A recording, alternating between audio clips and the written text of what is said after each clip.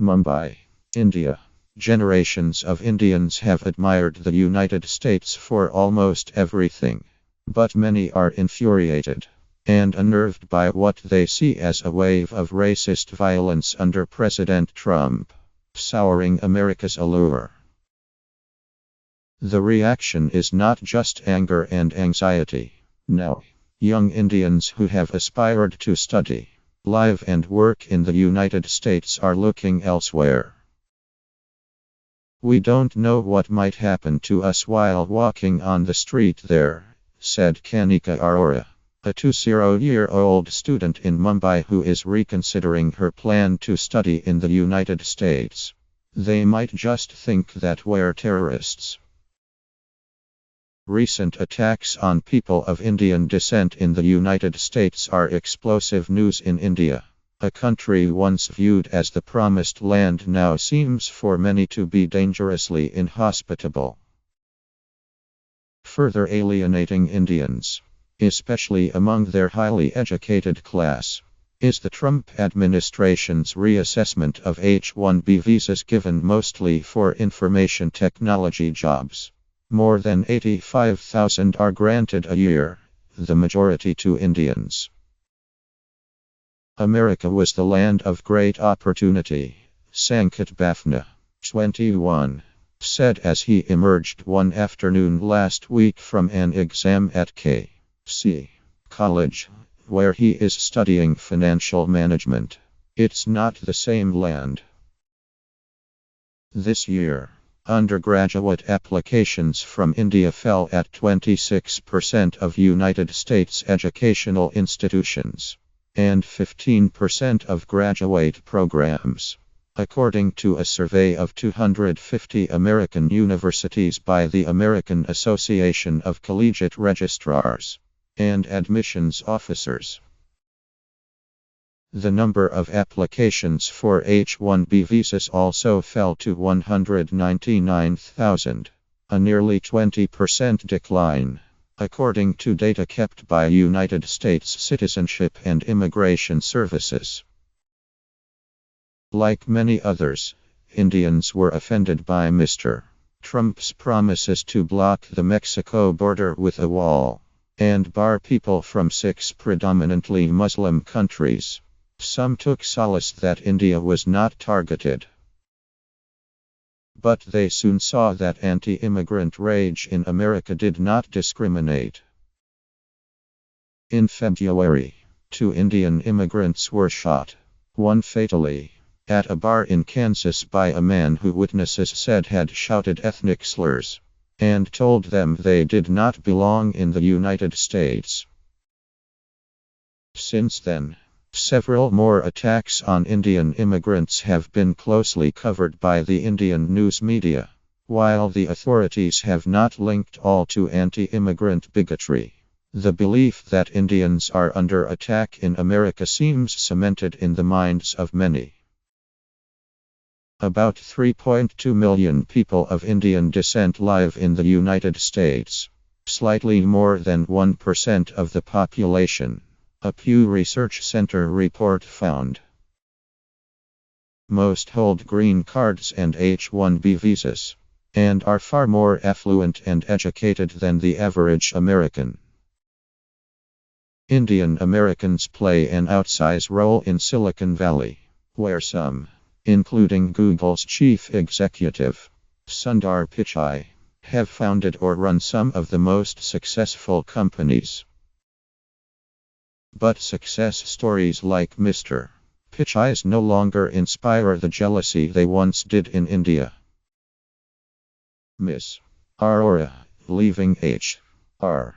College of Commerce and Economics, where she had finished an exam, said her parents had reservations about sending her brother to the United States, where he had been planning to enroll in college this year. Ms.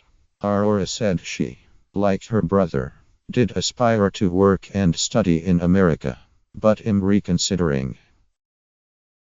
The biggest reason, she said, was the violence directed against Indians. Every day, There's a new headline about an Indian or Asian getting killed, she said.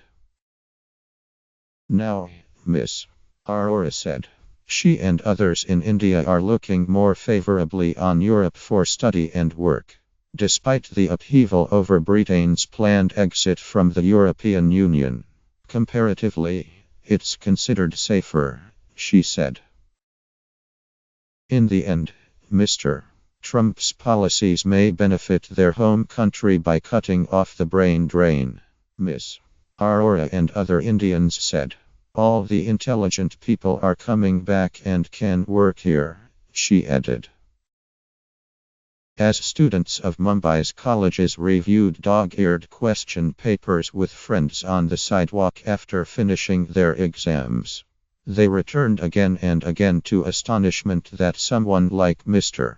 Trump could be elected. I was like, wow, how did you elect somebody like him? Said Shantanu Sivan, 20, who studies mass media at Wilson College. I think I lost hope in the people of America. Ananya Gupta, 21, who studies financial management at K.C. College, laced his disappointment with contempt. That just shows where they stand intellectually. Electing a person of Trump's nature as a president, he said. When asked if he had an opinion on America under Mr. Trump, Mr.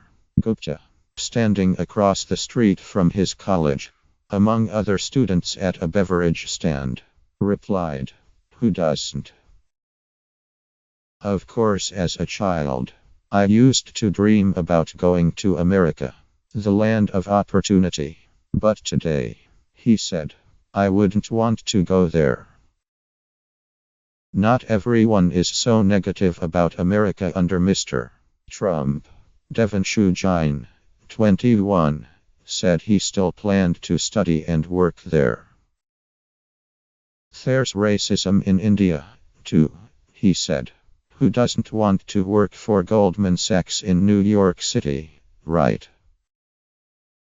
But he said some friends were so shaken up about what's happening that they have transferred from American universities to Canadian institutions in recent months. At Mumbai's Todi Mills, an old mill area converted in recent years into restaurants, bars and office space for young entrepreneurs, Mr. Trump's America is also viewed with trepidation. People are really thinking America's going downhill, said Shikha Mittal, 33, founder of B.Artsy, a 9-person firm specializing in using art for marketing. It's hard to take him seriously because the perception is so non-serious about him that he's not fit for the role he's got, Miss Mittal said. It's affected how people think about America. What made people vote for him?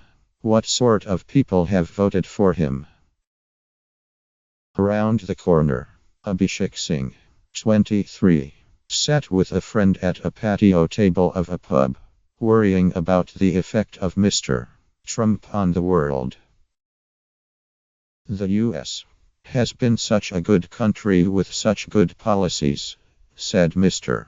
Singh, a brewer, and this guy comes to power, and you don't know what he might actually do. Mr. Singh, who dreams about owning a pub someday, said he was scared by Mr. Trump's recent bombings in Syria and Afghanistan. He might start World War III, Mr. Singh said. He might kill us all. Still, some Indians seem willing to overlook what they find offensive about Mr. Trump if he is tough on Pakistan. India has fought 3 wars with Pakistan, and many Indians think it is behind terrorist attacks in the country. Mr. Trump's tough talk on terrorism has given these Indians hope.